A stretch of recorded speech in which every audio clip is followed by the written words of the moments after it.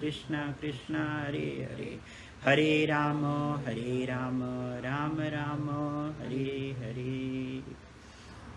हरे कृष्णा। आज के क्लास में आप सभी लोगों का स्वागत है। तो आज हम लोग डिस्कस करेंगे कि जो 4 वर्ण और 4 आश्रम होते हैं, तो 4 वर्ण ब्राह्मण, क्षत्रिय, वैश्य और शूद्र, उनके क्या किस गुण के आधार पे वे कर्म करते हैं। तो 4 वर्ण और 4 आश्रम ये मिल करके वर्णाश्रम धर्म व्यवस्था बनाई गई हुई है। तो जो हम लोग अपने को हिंदू कंसीडर करते हैं वो न हो करके, बल्कि हम जो धर्म प्रणाली को फॉलो करते हैं वो है वर्णाश्रम धर्म व्यवस्था। तो वर्णाश्रम धर्म व्यवस्था में 4 वर्ण और 4 आश्रम हैं, उनका ही हम पालन करते हैं। तो 4 वर्ण तो ब्राह्मण, क्षत्रिय, वैश्य, शूद्र हो गए, और 4 आश्रम में हो गया ब्रह्मचर्य आश्रम, गृहस्थ आश्रम, वानप्रस्थ आश्रम और फिर संन्यास आश्रम। ये 4 वर्ण और 4 आश्रम मिल करके फिर ये कंप्लीट वर्णाश्रम धर्म कहलाता है। जो इसका उद्देश्य जो है, वर्णाश्रम धर्म व्यवस्था का जो उद्देश्य है, अपने अपने गुण कर्म के हिसाब से, जिनका जैसे कैपेसिटी है उसी के हिसाब से हमें जो है भगवान की भक्ति में लगना है।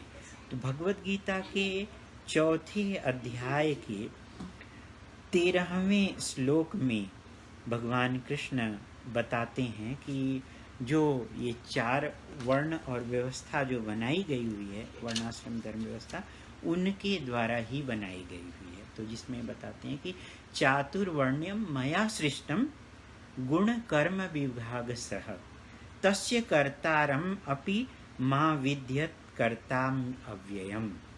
तो प्रकृति के तीनों गुणों और उनसे संबद्ध कर्म के अनुसार मेरे द्वारा मानव समाज के 4 विभाग रचे गए हैं। यद्यपि मैं इस व्यवस्था का सृष्टा हूँ, वही उनसे ही आया हुआ है, बट किंतु तुम यह जान लो कि मैं इतने पर भी अव्यय और अकर्ता हूँ। मतलब कि वो उनसे ही सब कुछ बनाया गया हुआ है, उसके बाद भी वो बोल रहे हैं कि ये भी समझ लो कि मैं अव्यय, मतलब कि उससे अलग ही हूँ, और अकर्ता मतलब उसका कर्ता भी नहीं हूँ, क्योंकि भगवान ये सबसे अलग है। और उसमें चूँकि आज हम जो डिस्कस करने जा रहे हैं वो सिर्फ 4 वर्ण के बारे में, कि ब्राह्मण, क्षत्रिय, वैश्य, शूद्र ये किस स्वभाव के अनुसार कार्य करते हैं। तो भगवत गीता का जो 18वां अध्याय है उसको संन्यास की सिद्धि या फिर जो है उसको उपसंहार भी बोला गया हुआ। तो इसमें भगवान अलग अलग लोगों की अलग अलग गुणों की वर्णन करते हैं। सतोगुण, रजोगुण और तमोगुण, ये प्रकृति के 3 गुण हैं। तो उस दरमियान वो बताते हैं कि आत्म साक्षात्कार के लिए कौन अंधा होता है, कौन नहीं होता है, और ये सब जो है तीनों के गुण बताते हैं, तमोगुण, रजोगुण और सतोगुण। तो अच्छा होगा कि हम इसको पढ़ें जो है, उसके बाद तो फिर आगे बढ़ते हैं। कि 37वें श्लोक में भगवान बताते हैं कि प्रारंभ में विष जैसा लगता है, जो सतोगुण है, तकलीफ देह होता है, लेकिन अंत में अमृत के समान है। और जो मनुष्य में आत्म साक्षात्कार जगाता है वह सात्विक सुख कहलाता है। फिर उसके बाद जो सुख इंद्रियों तथा उनके विषयों के संसर्ग से प्राप्त होता है, और जो प्रारंभ में अमृत तुल्य होता है, खाने में बहुत अच्छा लगता है, और अंत में विष तुल्य लगता है, वह रजोगुणी कहलाता है।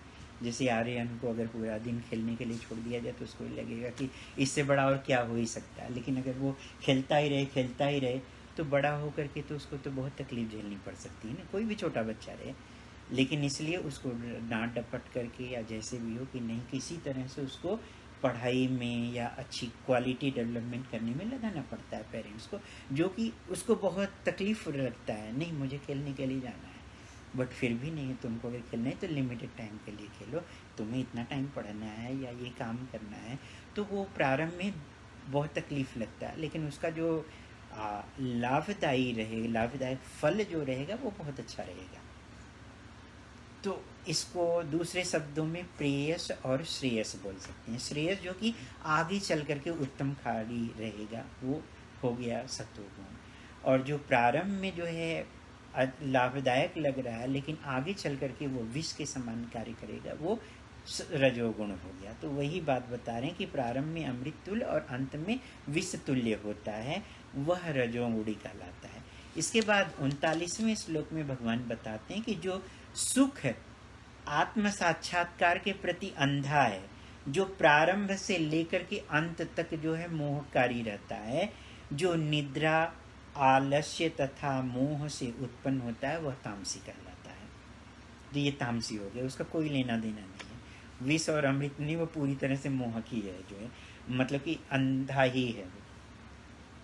उसके बाद फिर भगवान बताते हैं कि 40वें श्लोक में, इस लोक में, स्वर्ग लोकों में या देवताओं के मध्य में कोई भी ऐसा व्यक्ति विद्यमान नहीं जो प्रकृति के 3 गुणों से मुक्त हो।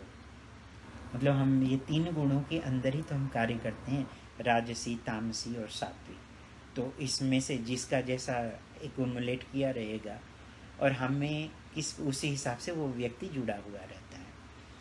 लेकिन जो अगर हमें अपने जन्म मृत्यु के चक्कर से निकलना है तो हमें जो क्वालिटी पैदा करनी है वो चाहे जिस गुण में रहे, सतोगुणी हो, मिक्स मॉड में हो या फिर रजोगुणी हो, हमें सतोगुणी से होते हुए शुद्ध सात्विक स्टेज पे आना है। और जो शुद्ध सात्विक स्टेज है वह भक्ति के लिए एक प्लेटफॉर्म है। मतलब सतोगुणी होना ही सब कुछ नहीं है, वो एक भगवान की भक्ति से आत्म साक्षात्कार प्राप्त करने के लिए वो एक प्लेटफॉर्म तैयार करता है जहाँ से कि हम आगे बढ़ सकें जो है। तो ये बैकग्राउंड है थोड़ा सा।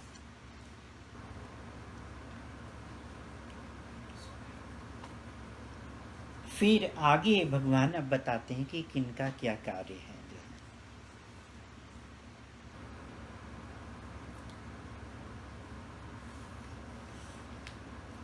41 श्लोक, ब्राह्मण क्षत्रिय विषाम शूद्राणां च परम तप कर्माणि प्रविभक्तानि स्वभाव प्रभवै गुणै।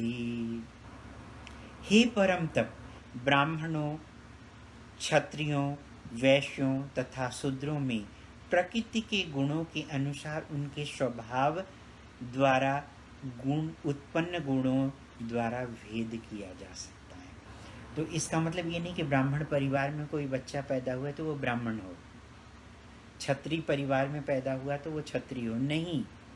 वो कौन सा गुण और कर्म कर रहा है उसके हिसाब से वो जो है ब्राह्मण हो सकता है, क्षत्रिय हो सकता है, या फिर वैश्य या शूद्र का शूद्र रहेगा। इसका मतलब कि एलिवेशन के लिए चांस है, मतलब कि एलिवेट किया जा सकता है। तो कलयुग में कलौ शूद्र संभव है। कलयुग में जन्म से कोई भी ब्राह्मण क्षत्रिय वैश्य नहीं है, सभी शूद्र हैं, लेकिन वो अब उस क्वालिटी को एक्युमुलेट करके जो है एक्वायर करके फिर वो जो है ब्राह्मण बन सकते हैं, क्षत्रिय बन सकते हैं, शूद्र भी बन के शूद्र रह सकते हैं या फिर वैश्य बन सकते हैं। तो यहाँ पे लोग बोलते हैं कि ये जन्म से कोई लेना देना नहीं, कौन सा क्वालिटी है वो सबसे मोस्ट इम्पॉर्टेंट है। आप जैसे जाएंगे कि महाभारत में जो भरत थे उनका या और कोई उनके परिवार में उन्होंने गोद लिया हुआ था, जिसमें कि उन्होंने ये नहीं देखा था कि ये इस परिवार से जो क्वालिटी एक्वायर किया था वो बंदा उसी के हिसाब से उसको लिया गया था। और एक सत्यकाम और जबला की स्टोरी आती है जिसमें कि सत्यकाम जो थे एक वेश्या के पुत्र थे और उनकी माता का नाम जबला था। और जब वो गौतम मुनि के आश्रम में गए हुए थे स्कूल जाने के लिए, तो गौतम मुनि ने पूछा कि तुम कौन हो? तो वो बोले हमें कुछ पता नहीं, तुम्हारे पिता का नाम क्या है? तो बोले हमें पता नहीं, लेकिन मैं अपनी माता से पूछ करके आऊँगा तो बताऊँगा। तो जो जबला थी वो बोली कि मैं तो एक वेश्या हूँ और पता नहीं कितने के पास रही हूँ, तो तुम्हारे पिता कौन है हमें नहीं पता है, इसलिए तुम जा कर के ऋषि को बोल देना कि मैं सत्यकाम का पुत्र, मैं जबला का पुत्र सत्यकाम हूँ। तो वो जब गए हैं तो गौतम मुनि को पूरा बता दिया कि ऐसे ऐसे मेरी माता ने बताया हुआ है। तो वो बोले कि ये जो तुम जिस स्वभाव है तुम्हारा, तुमने सत्य बोला हुआ है, ये ब्राह्मण की क्वालिटी है। तो फिर उन्होंने उसको आश्रम में लिया। तो ये डिपेंड करता है कि कौन कहाँ कैसा है नेचर, उस हिसाब से उसके अंदर वो क्वालिटी डिसाइड की गई थी और इस हिसाब से वो वर्ण उसका रहता था। यस प्रभु। तो प्रभु तो जोर से। जन्म के हिसाब से जो होता है तो जो जन्म के हिसाब से कोई ब्राह्मण पैदा हो या वो हुआ तो वो मैटर ही नहीं। उसको द्विज बंधु बोलते हैं। अगर ब्राह्मण परिवार में कोई पैदा हुआ है तो वो द्विज बंधु हो गया। मतलब कि कभी हमारे परिवार के लोग कोई ब्राह्मण रहे होंगे। अभी तो आप भी जॉब कर रहे हो, हम भी जॉब कर रहे हैं, अमित प्रभु भी जॉब कर रहे हैं, सभी ही तो हम सभी ब्राह्मण है ही नहीं, शूद्र हैं। आएगा शूद्र का कर्म क्या है वो आएगा इसमें, तो पता चलेगा कि हम सब तो शूद्र ही हैं जो है। तो पानी हो गया। तो अब आगे वो बोल रहे हैं भगवान कि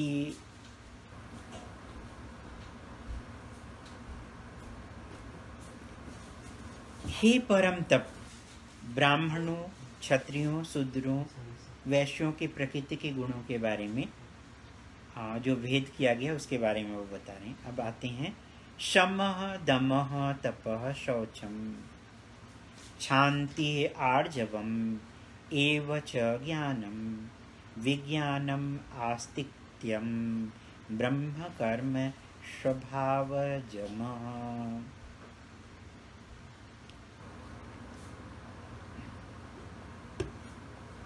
शांति प्रियता, आत्मसंयम, तपस्या, पवित्रता, सहिष्णुता, सत्यनिष्ठा, ज्ञान, विज्ञान, धार्मिकता, ये सारे स्वाभाविक गुण हैं जिनके द्वारा ब्राह्मण कर्म करते हैं। शांति प्रिय होते हैं, आत्मसंयम होते हैं, तपस्या मतलब कि कुछ न कुछ वाणी की तपस्या हो गया, मन की तपस्या हो गया, शरीर की तपस्या हो गया, ये डिटेल बताया गया पिछले अध्याय में जो है। तो उस हिसाब से वो और सहिष्णुता, टॉलरेट करते हैं। ये नहीं कि अगर किसी ने अगर कोई क्वालिफाइड ब्राह्मण है तो उसको कोई श्राप दे दिया, गाली दे दिया तो वो उसको जस्ट कोई बात नहीं। ये नहीं कि मैं तो पावरफुल हूँ और मैं इसको श्राप दे दूँ और वो ये हो जाए। तो ब्राह्मणों का जो पतन हुआ है कलयुग के प्रारंभ होने से सबसे पहले पतन ब्राह्मणों का हुआ था। कैसे हुआ था?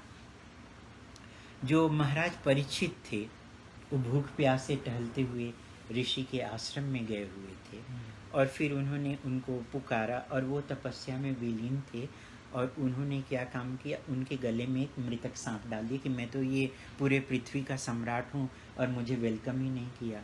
और फिर वो चले आए। फिर उनके पुत्र को पता चला, श्रृंगी नाम था, और फिर उन्होंने श्राप दे दिया। किसी ने बोला कि तुम्हारे पिता को किसी ने गले में सांप डाल दिया, कि जिसने डाला है वो जो है व्यक्ति 7 दिन के अंदर उसकी मृत्यु हो जाए। और वो भी कैसे? एक मिस्टिक सांप के द्वारा, तक्षक नाग, जो कि उड़ करके आता है, काटता है। तो उन्होंने अपने जो पावर था उसका मिसयूज किया, बिना जाने सूझे असहिष्णु होकर के तुरंत श्राप दे दिया। तो ब्राह्मण का पतन हुआ। और जो ऋषि थे उनका नाम मैं भूल जा रहा हूँ, उन ऋषि का इस समय याद नहीं आ रहा। तो उन्होंने शमिक शायद ऋषि थे, उनका नाम शमिक ऋषि था शायद, मैं 100%। तो उन्होंने क्या काम किया, जैसे ही उनको पता चला वो तुरंत ही जो है संदेशा भेजे महाराज परीक्षित के पास। कैसे से महाराज परीक्षित वापस जब जा रहे हैं तो वो सोच रहे हैं कि मैंने तो बहुत बड़ा गलती किया है, भूख प्यास में अंधा होकर के मैंने ऐसा किया। फिर वो बोले कि अब मृत्यु तो है ही, वो सीधे गंगा जी के किनारे आ गए। नैमिषारण्य नहीं, मतलब जहाँ भागवत कथा हुई है जो है, हाँ सुखताल में भागवत कथा हुई थी। हम वहाँ जाके आए हुए हैं 2020 में, हम सभी गए हुए थे सुखताल। तो फिर वो और सब कुछ छोड़ दिया और प्रिपरेशन किया और वहाँ भागवत। और उसके बाद उनके जो पुत्र थे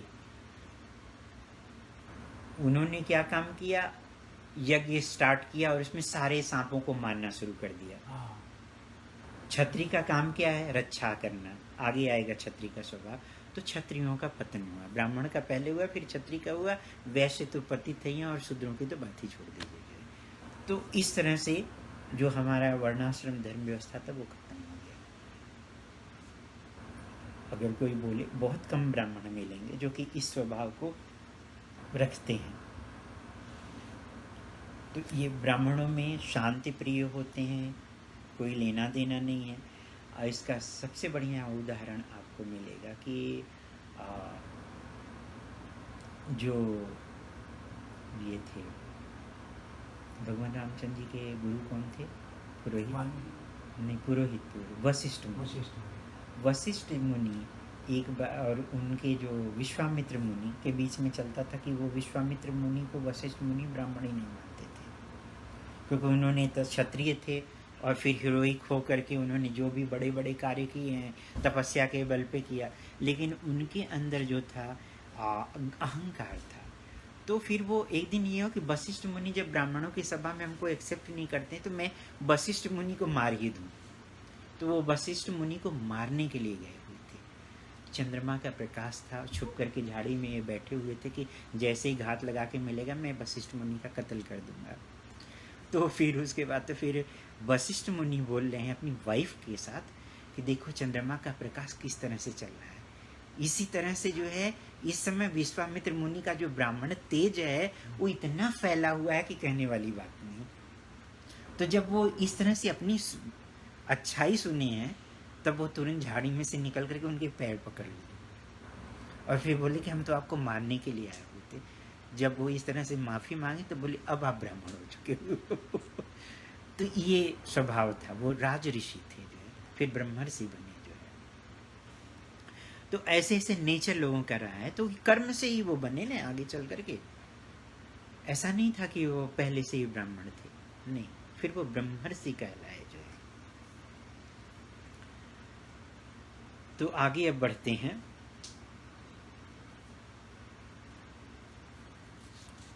अब क्षत्रिय कैसे कार्य करते हैं? चूँकि आत्म संयम मतलब पूरी तरह से संयमित रहते हैं, तपस्या में रहते हैं, पवित्र रहते हैं। ये ब्राह्मण की ये सारी क्वालिटी है। अगर कोई जाके दारू पिए, ये करो, इधर उधर करे, ये सब नहीं है। ये सब पूरा शूद्रों से भी गया गुजरा, मतलब चांडाल लोग बोलते हैं, वो क्वालिटी है। मतलब कोई अगर बोले और बोले कि हम, और चले बोले कि हम तो लीकर स्टोर खोल दे रहे हैं, ये कर दे रहे हैं, वो कर रहे हैं और बिजनेस करा रहे हैं, तो वो नहीं माना जाएगा कि ये ब्राह्मण है। कुछ लोग तो रेस्टोरेंट ओपन कर देते हैं, वहाँ पे मीट सर्व कर रहे हैं और बोलेंगे कि हम तो ब्राह्मण, हम गोभी नहीं। ये तो स्वभाव जो है वो तो राक्षसी तो स्वभाव हो गया। वो ब्राह्मण क्षत्रिय वैश्य शूद्र में ही नहीं आएंगे, वो राक्षसी प्रवृत्ति में आएंगे ऐसे लोग जो है।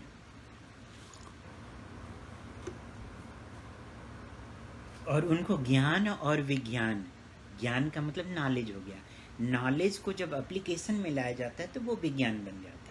तो ये नहीं कि वो सिर्फ ज्ञान लें और फिर उसको जीवन में अप्लाई न करें। जो ब्राह्मण है वो उस ज्ञान को विज्ञान में भी बदलते हैं और वो धार्मिकता का पालन करते हैं।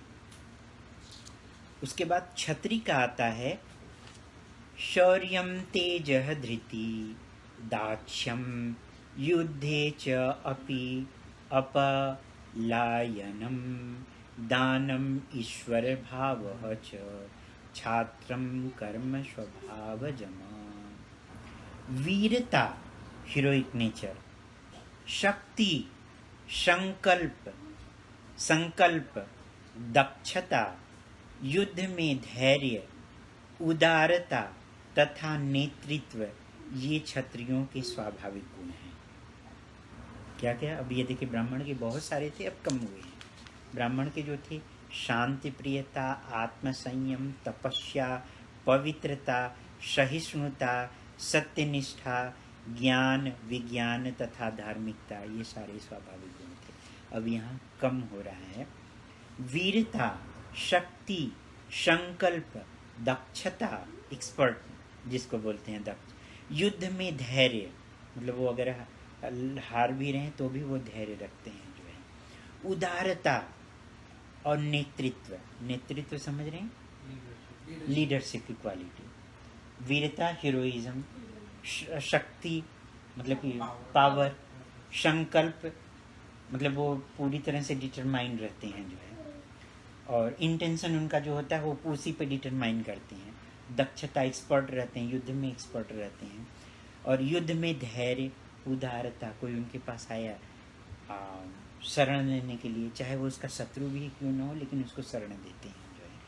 और फिर नेतृत्व, ये कहीं पे भी अगर एक क्षत्रिय है उसके अंदर क्वालिटी है, वो खड़ा होकर के जंगल में भी वो राज्य करना शुरू कर देगा जो है।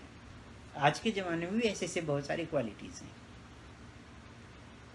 तो इस्कान के बड़े बड़े लीडर जो है बड़े बड़े चीज़ों को तैयार करके रख दिया है, उनके अंदर ये क्वालिटी रही हुई है। तो ये जो है ये क्षत्रिय की है, थोड़ा कम हुआ अभी, अब क्वालिटी भी लोअर क्वालिटी हो गई। बट हमें समाज को बनाने के लिए इन सब की ज़रूरत है। एक सोसाइटी को ये सारे म्यूचुअल जो है एग्रीमेंट के थ्रू है, इंटरडिपेंडेंट है, कोई भी इंडिपेंडेंट नहीं। उसकी भी बात करेंगे, याद दिलाइएगा कि कैसे ये इंडिपेंडेंट नहीं है बल्कि इंटरडिपेंडेंट है। उसके बाद फिर तीसरा जो स्वभाव है और चौथा के बारे में वर्णन हो रहा है 44 में,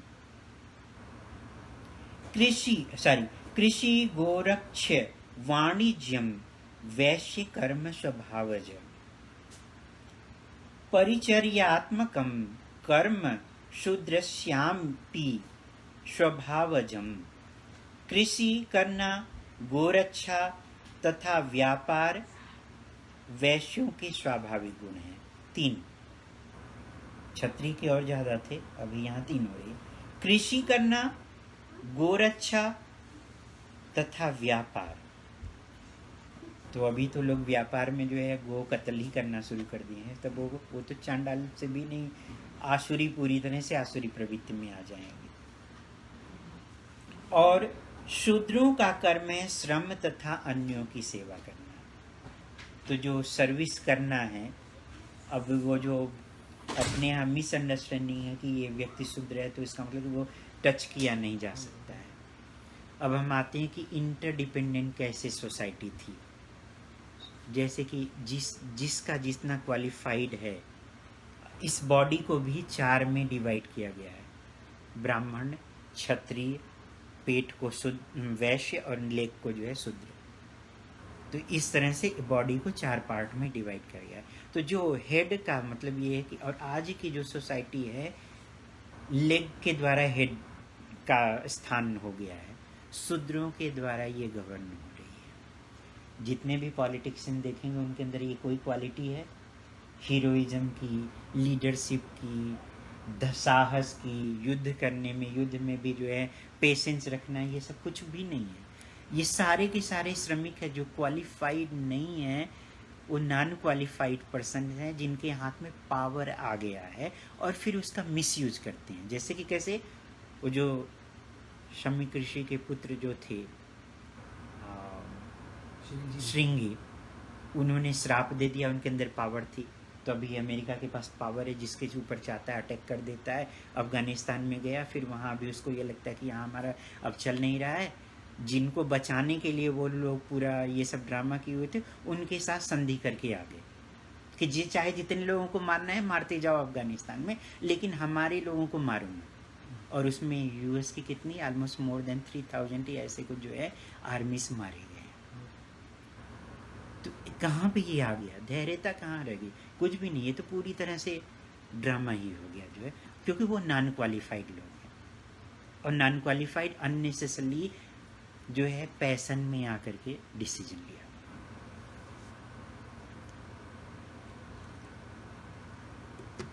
तो जो क्वालिफिकेशंस की बात आ रही है, ब्राह्मण लोगों को ज्ञान देता है और बदले में कुछ नहीं लेता है।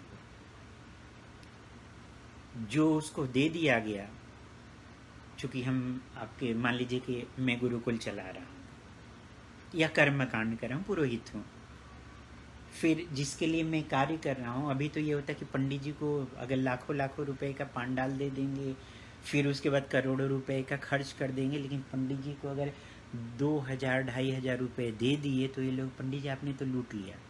नेचर यही है ना, आज भी यही हाल है। फिर वो पंडित जी भी क्या काम करेंगे, जितना हो सके यजमान से लूट लो। वो लूटे तो नहीं, वो लूट नहीं सकते हैं, लेकिन उनके अंदर संतोष नहीं है, क्योंकि वो तो उसी के ऊपर उनका जीवन चल रहा है। लेकिन जो यजमान है वो उतना देना ही नहीं चाहता है। मेरे जो चाचा के ससुर जी थे, नाना जी हमारे, जिनसे हमने कर्म कांड सीखा हुआ था, तो उनको किसी ने दान में पेड़ दिया हुआ था, आम का बहुत बड़ा पेड़ था। फिर उन्होंने उनको ही दे दिया कि तुम रखवाली करो, जो है हम कहाँ ये रखेंगे। जो है रखवाली करते करते उन्होंने उस पेड़ को ही ले लिया। तो अब ये बताए, दान दी हुई चीज को आगे आने वाली जनरेशन जो है, एक ही पीढ़ी के बाद उन्होंने ले लिया, उसको हड़प ले लिया। तो ऐसा स्वभाव है कि जो हम दे दिए उसको भी वापस ले लिया जाए, जो है। और हमारी फैमिली में हम लोग किसानी वगैरह नहीं किए हैं। मेरे ग्रैंडफादर के पास 2-3 एकड़ ज़मीन थी, उसमें हमने खेती की हुई है। तो महाराजा बनारस की ज़मीन में बसे हुए हैं। और फिर जो हमारे एंसेस्टर थे वो लोग जो है शास्त्रार्थ लड़ते थे, संस्कृत के विद्वान थे। उसी अपनी विद्वता के बल पे जो मिलता था, कल के लिए सोचते ही नहीं थे कि कल का क्या होगा। संचय उन्होंने किया ही नहीं, जो है। तो ये संतोष बहुत ही मोस्ट इम्पॉर्टेंट है।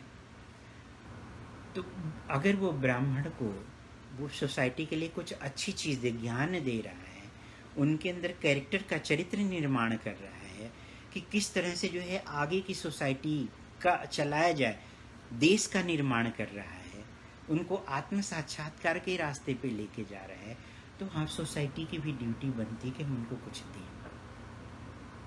लेकिन वो सिस्टम टूट गया है। लेकिन पहले, आज अभी भी गांव में है काफ़ी हद तक, एटलीस्ट रिचुअल के तौर पे बचा हुआ है, लेकिन अभी भी है, बचा हुआ है, बट बहुत कम है। लेकिन कहीं दूर दराज जंगल के गांव में चले जाएंगे तो आज भी वैसा ही है। फिर जो क्षत्रिय था वो लोगों को प्रोटेक्शन देता था, फिर प्रॉपरली सोसाइटी को चलाता था कि लोग जो है भगवान की भक्ति में लग सकें और अपने जीवन को सफल बना सकें। इसको बनाने के लिए जो जो सुविधाएं चाहिए वो सब वो तैयार करके देता था, और वो प्रॉपरली चले इसके लिए वो ध्यान रखता था। तो वो जनता से टैक्स कलेक्ट करता था, और वो टैक्स के बलबूते पे फिर वो जो है अपना गुजारा करता था। और क्षत्रिय जो था वो ब्राह्मण और वैष्णव से चर्चा करके ही कोई डिसीजन लेता था, अपने मन से नहीं। वो भी धीरे धीरे खत्म हो गया। जो मिनिस्टर होते थे राजा के यहाँ, वो मोस्टली क्वालिफाइड, न्याय के, शास्त्र के ज्ञाता होते थे। फिर उनसे जब दरबार में डिस्कशन होता था तब वो बोलते थे इस शास्त्र में यहाँ दिया है, इस शास्त्र में यहाँ है, न्याय शास्त्र में यहाँ पे ऐसी बात की गई है। तो वो लॉजिकली वो पूरी तरह से फिट करके फिर वो क्षत्रिय डिसीजन, राजा डिसीजन लेता था। खत्म। अभी आप देखेंगे तो राजा ऐसे जो अपने को देशद्रोह कर रहे हैं, अगर सपोज कर लीजिए कि मान लीजिए जो है अभी जो करंट गांधी है, उसको अगर प्राइम मिनिस्टर बन जाए, जो अपने को वो डिक्लेयर करता है कि मैं प्राइम मिनिस्टर हूँ, जो कि चाइना से पैसा लेकर के, पाकिस्तान से पैसा लेकर के, फिर औरों को पैसा दे करके अपने देश को ही तोड़ने की कोशिश कर रहा है। और फिर एक देश के अंदर उन लोगों की वजह से एक समान नागरिक कानून भी नहीं आ पाया है, और वो बोलेंगे कि हम राज्य करें। जो है एक देश के, एक कंट्री के अंदर जो है एक मतलब कि स्त्री के लिए अलग कानून, पुरुष के लिए अलग कानून, हिंदू के लिए अलग कानून, क्षत्रिय के लिए अलग कानून है, और सभी का अलग अलग मनमाने ढंग से। ये क्या है? तो ये तो सोसाइटी का विनाश की तरफ लेके जाना है ना। तो ऐसे लोग अपने को बोलते हैं कि मैं क्वालिफाइड हूँ प्राइम मिनिस्टर बनने के लिए।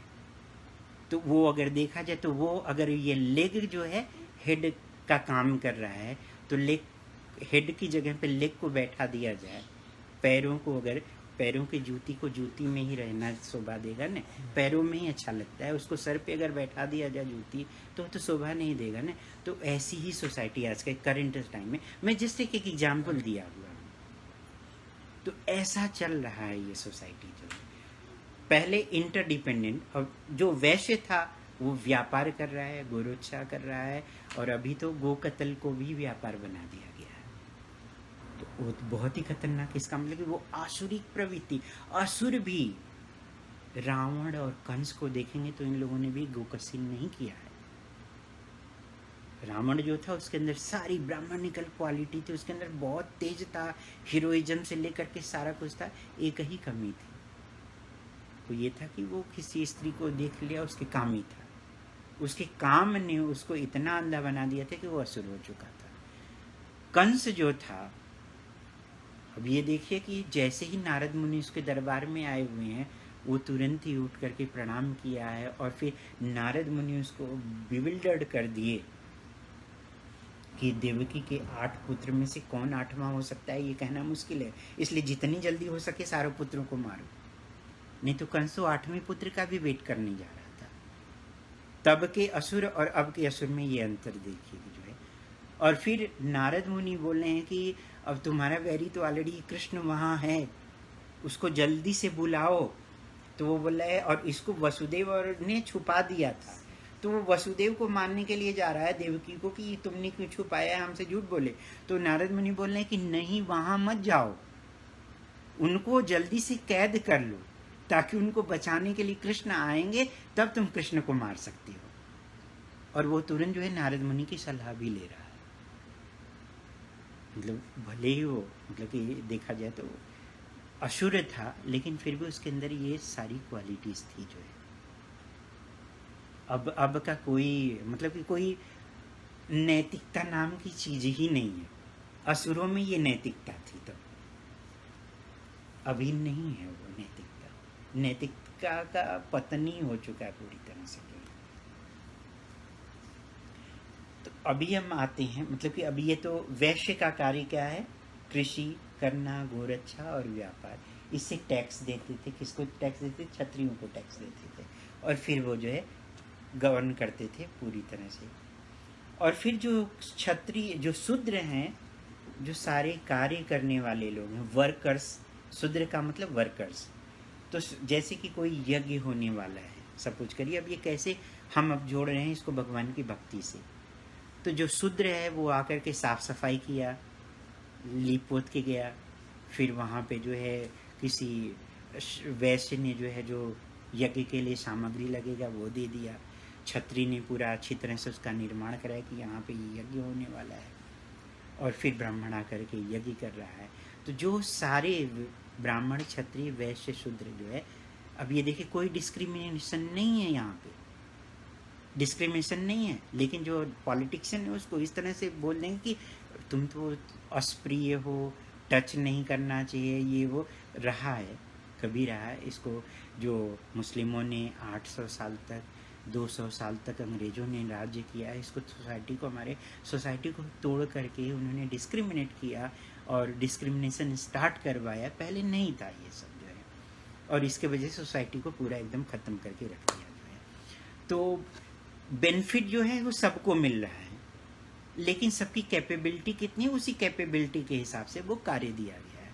तो बताइए ये म्यूचुअली इंटरडिपेंडेंट ये सोसाइटी है कि नहीं? जो वर्णाश्रम धर्म व्यवस्था है वो इंटरडिपेंडेंट धर्म व्यवस्था है। अभी हम आपको आते हैं कि कैसे हमारे बचपन में था सोसाइटी जो है। हम लोग द्विज बंधु, मतलब ब्राह्मण फैमिली में कभी रहे हुए हैं, तो हमारे घर पे जब खेती होती थी तो उस खेती में जब फसल तैयार हो जाता था तो उसमें से एक हिस्सा जो हमारे पुरोहित होते थे उनको दिया जाता था। एक हिस्सा जो है जो रखवाली करता था गांव का, खेतों की रखवाली, उसको दिया जाता था। उसमें से एक हिस्सा जो है जो पत्तल वगैरह सप्लाई करता था उसको दिया जाता था। एक हिस्सा जो मिट्टी का बर्तन वगैरह दे रहा है, एक हिस्सा जो नाई है बाल काटने वाला, ऐसे ऐसे करके जो है हिस्से में वो डिवाइड किया जाता था कि इनको इतना इतना दिया जाए जो है। और फिर जैसे कि 100 लोगों का घर है तो उसको 1 साल का पूरा फसल ही उसको मिल जाता था बिना काम किए। तो इस तरह से वो सब, और उसके यहाँ शादी विवाह है, अगर धोबी को भी एक हिस्सा दिया जाता है। ये जस्ट 22-23 लोग होते थे इंडिपेंडेंट, जो मतलब देने में से। तो सपोज कीजिए कि 100-200 बोझ अगर गेहूँ तैयार हो गया तो उसमें से 20-22 बोझ तो ऐसे जाता था। अभी क्या है, सब कुछ अपने ही पास रखा। तो ये वो क्या काम करता था, शादी वगैरह होती थी तो वहाँ से फिर उनको जो है, जिसके यहाँ अगर शादी है तो उनमें से उनको कपड़े वगैरह भी दिए जाते थे। तो उनको अलग से कपड़े भी खरीदने की ज़रूरत नहीं होती थी, उनके पास इतने कपड़े हो जाते थे कि वो औरों को भी देते थे, जबकि उनके पास सोर्स ऑफ इनकम कुछ भी नहीं रहता था। तो पहले जो ट्रेड होता था वह रुपए का ट्रेड नहीं होता था। पहले जो ट्रेड होता था वो अनाज का होता था। बहुत पहले सोने चांदी वगैरह होता था, लेकिन बाद में हमारे टाइम में तो अनाज होता था। अभी क्या हो गया कि अब एक रोटी कपड़ा और मकान में साथ था क्या ये गाना, मार गई महंगाई इस ज़माने की जुदाई पे। पहले मुट्ठी में पैसे जाते थे, झोली भर शक्कर आते थे। अब झोली में पैसे जाते हैं, मुट्ठी में शक्कर आते हैं। मार गई महंगाई इस ज़माने की जुदाई पे। मैं छोटा था तब वो मूवी देखा हुआ हूँ। तो ये उस समय तो मुट्ठी में ही पैसे जाते थे, लेकिन उस टाइम पे भी ये लगता था कि महंगाई बहुत है। मैं 2 पैसे में गोलगप्पा खाया हुआ हूँ। तो अभी हाँ, 5 पैसे में 3 गोलगप्पे हम खा के आते थे। तो बहुत ही कम पैसे में, और कभी कभी तो हम लोगों के पास पैसे भी नहीं होते थे तो अनाज ही लेके जाते थे।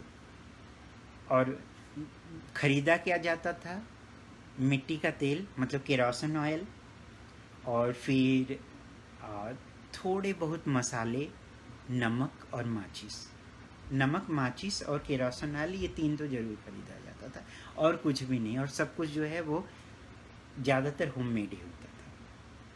कपड़े अलग बात है, वो तो खरीदे जाते थे। तो वीकली मार्केट में सबका ये होता हाँ, है, फिक्स हाँ, की हो फिक्स। गया, आगे इसमें दे वो देंगे। कपड़े, हाँ एग्जैक्टली। और कपड़े ज़्यादातर हमारे यहाँ संक्रांति पे नए कपड़े लोग खरीदते थे और पहनते थे उसी दिन। ज़्यादातर ऐसे, या तो शादी विवाह हुआ या कुछ और हुआ, तो इस तरह से वो चलता था जो है। तो ये मुझे लगा कि थोड़ा इस बारे में बात किया जाए तो कैसा लगा माता जी? कोई प्रश्न? कपड़े भी घर में जैसे साड़ी वगैरह हाँ। लेके ही आ जाते हैं। हाँ, करेक्ट। कोई प्रश्न या कमेंट? मैंने खुद देखा ही है जो आप बोल रहे हैं ना, जैसे मेरे गांव का जो घर है उसके पीछे लोहार का ये था, तो वो आता था, हमारी शॉप है ना, तो वो आता था, वो बस मेरे चाचा को मांगता था और दे देते थे, आप फ्री में। तो ये है। फिर बार्टर सिस्टम था। और फिर वो नाई का एक था कि नाई के घर के बाहर सुबह सुबह लाई लगती थी, तो वो फ्री में सबका काटा, फिर खाया गया। हाँ।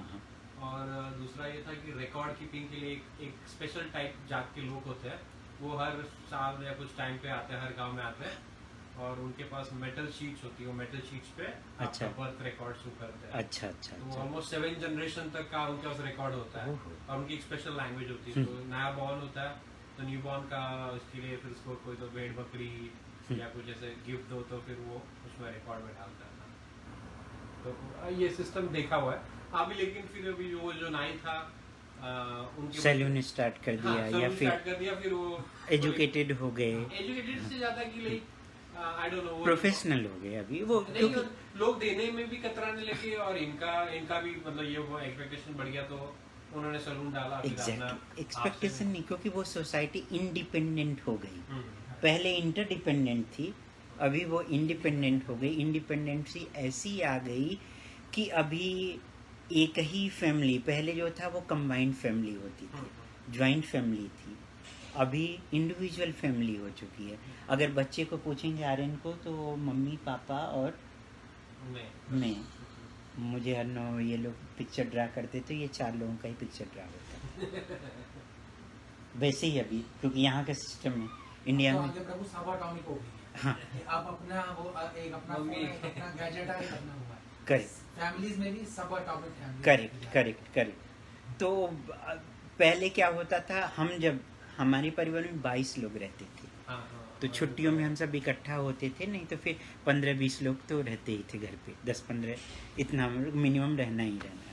तो रोटियां भी बनती थी, इतने इतने रोटियां बनती हमने थी। भी देखा है छोटे होते, हम हमारे भी भी। जॉइंट फैमिली में जी। रहते थे इंडिया में, दादा दादी जी और चाचा और हमारे का आना जाना, गांव से इतने लोग आते थे। और रिश्तेदार भी लोग आते थे, तो एक एक महीने 10-10 दिन, हाँ। 15-15 दिन रहते थे, और फिर मज़ा आता था, एंजॉय होता हाँ। था। शाम को जो है कोई न कोई इंस्पिरेशनल नैतिकता से जुड़ी हुई कहानी, या फिर महाभारत, रामायण या भागवतम से स्टोरी सुनाई जाती थी, उसकी कथा होती थी। तो गांव के लोग भी बैठते थे, खाना पीना खा करके फिर वही 11-12 बजे तक चलता था। कीर्तन भी लोग करते थे, तो एक अलग ही माहौल रहता था। अभी वो सब पूरा ख़त्म ही हो गया। अब तो सिर्फ इंडिविजुअल मोबाइल ले लिया जाए, बच्चे लोगों को ढकेला जाता है कि तू जा घूम के आ जा, फिर भी वो उसी मोबाइल में ही लगा रहता है, तो भी उसको मार के, पहले क्या होता था, खींच के अंदर लाना पड़ता था कि या तू खा ले या फिर बैठ के पढ़ाई करता है। अभी जो है खींच करके ढकेलना पड़ता है, मोबाइल अपने पास रख करके कि जा। गली में खेलते थे बच्चे, अब कोई खेलता नहीं। ही वीडियो गेम्स। पहले पेरेंट्स की जरूरत ही नहीं पड़ती थी ना, बच्चे लोग जो है वो गली में ही खेलते हुए बड़ा हो जाते थे। कोई पड़ोसी वाला आकर के खिला दे रहा है, कहीं कुछ और कर दे रहा है, ऐसे ही उसके घर जाके खा लिए, पता ही नहीं चलता था। अभी सब कुछ जो है ऐसे, आपने बोला सब एटॉमिक, तो भैया उसको हिंदी में क्या बोलेंगे सब एटॉमिक? क्या बोलोगे? एटॉमिक का तो मतलब न्यूक्लियर फैमिली बोलते थे इंग्लिश में, तो अभी उससे भी कम हो गया। हाँ। सिंगल पर्सन हो गया, लाइक सिंगल मॉम, केंद्रित, मतलब स्व केंद्रित हो, स्वयं हाँ स्वयं केंद्रित हो गया, सेल्फ सेंटर्ड हो गया। हाँ, वही बोल सकते काइंड ऑफ उसको भी नहीं बोल सकते। तो यहीं पे स्टॉप करें। Thank you. श्रील प्रभुपाद की हैं। जय। जय श्रीमद् भगवद गीता यथारूप की जय। जय। गौर प्रेमानंदी हरि हरि हरि। जो लोग जो है यूट्यूब पे देख रहे हैं या फेसबुक पे, हमारी रिक्वेस्ट है कि आप लोग सब्सक्राइब करिए और फिर शेयर करिए, ताकि अन्य लोग भी इसका लाभ उठा सकें।